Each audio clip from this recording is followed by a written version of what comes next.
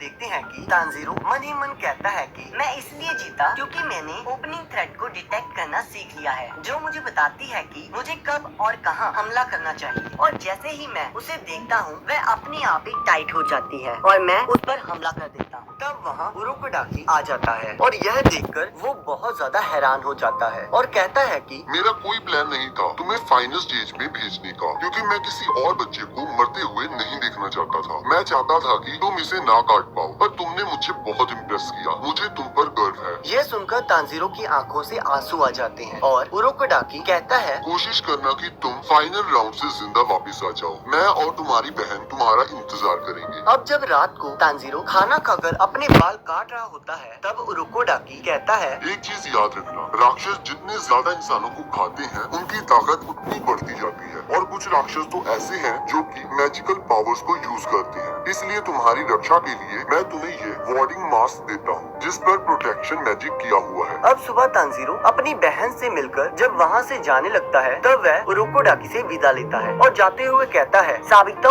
और मकोमो को मेरी तरफ से हेलो कहना। पर ये सुनकर उरोकोडाकी काफी हैरान हो जाता है और सोचता है कि तानजीरो को उन दोनों मरे हुए बच्चों के नाम कैसे पता है। अब शाम तक तानजीरो फाइनल राउंड के लिए पहुंच जाता है, जहां और भी काफी लोग आए होते हैं। तब वहां पर दो लड़कियां उन्हें बताती हैं कि रात होते ही आपका फाइनल राउंड स्टार्ट हो जाएगा। यहाँ माउंट फूजी कसाने पर बहुत सारे राक्षसों को विस्टीरिया ब्लूम्स की मदद से कैद करके रखा हुआ है, जिसे राक्षस बहुत नापसंद करते हैं, और आप सबको 7 दिनों तक इन सब से बच के रहना पड़ेगा। इसी के साथ फाइनल राउंड स्टार्ट हो जाता है और सभी जंगल की ओर चले जाते हैं। तब तानजीरो मन ही मन सोचता है कि मुझे बस रात में इनसे बच के रहना है, क्योंकि सुबह होते ही ये अपने आप ही जल के मर जाएंगे। इतने में तानजीरो को एक राक्षस की गंध आती है और वो उसे ढूंढने लगता है, और अचानक से वे राक्षस उस पे हमला कर देता है और तानजीरो अपनी फुर्ती दिखाते हुए वहाँ से हट जाता है। और यहाँ हम देखते हैं कि दो राक्षस आपस में लड़ना शुरू कर देते हैं कि मैं इसे खाऊंगा, मैं इसे खाऊंगा, और ये दोनों तानजीरो पर हमला कर देते हैं। पर तानजीरो अपनी स्पेशल तलवार से उनके सिर धड़ से अलग कर देता है और हम देखते हैं कि वे राक्षस राख बन जाते हैं। अब हमें दिखाया जाता है कि ये तलवार उसे उरोकोडाकी ने दी थी और उन्होंने बताया था कि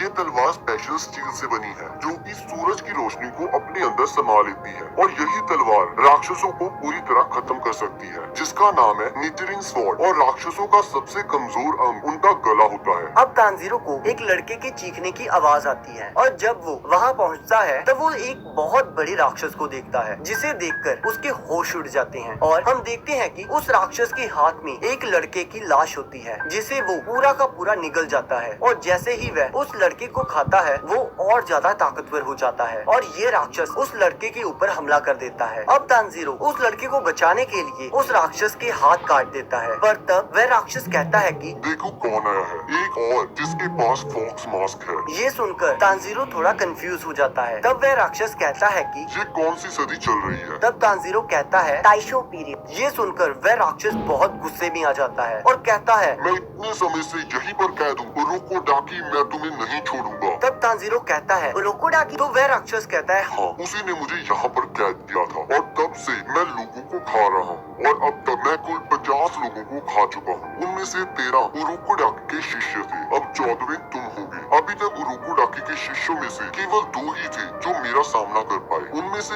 एक अजीब से रंग वाले बालों का लड़का था, जो कि उनमें से सबसे ताकतवर था, और दूसरी एक छोटी सी लड़की जिसने फ्लावरी किमोनो पहना था। वो ज्यादा ताकतवर तो नहीं थी, पर काफी तेज थी। ये सुनकर तानजीरो चौंक जाता है और सोचता है कि क्या वे मर चुके हैं? तब वह राक्षस कहता है तुम्हारा ये फॉक्स मास्क बिल्कुल वैसा ही है जैसा उरोकोडाकी के बाकी शिष्यों के पास था। कभी कभी ऐसा लगता है उरोकोडाकी मुझे खुद बताता है कि मुझे किसे खाना है। मुझे आज भी याद है कि जब मैंने उस लड़की को ये सब बताया था तो वो बहुत दुखी हो गई थी, और मैंने उसके शरीर के एक एक अंग को उखाड़ दिया था। ये सुनकर तानजीरो बहुत गुस्से में आ जाता है और वह उस राक्षस पर हमला कर देता है, पर वह राक्षस उसे पंच मारकर दूर फेंक देता है और तानजीरो वहीं बेहोश हो जाता है और उसका मास्क भी टूट जाता है। बेहोशी की हालत में तानजीरो अपने छोटे भाई को देखता है और उसी समय उठ जाता है। राक्षस ये देखकर उस पर हमला कर देता है। तानजीरो अपनी तलवार से उसके हाथों को काटने लगता है, पर उसका कोई भी फायदा नहीं होता, क्योंकि जैसे ही वो उसके हाथों को काटता था वो उसी समय उगाते थे। तब वो राक्षस बताता है कि उस लड़के ने भी मेरे सिर को काटने की कोशिश की थी, पर वह असफल रहा और मैंने उसके सिर को कुचल दिया। अब ये सुनकर तांजीरो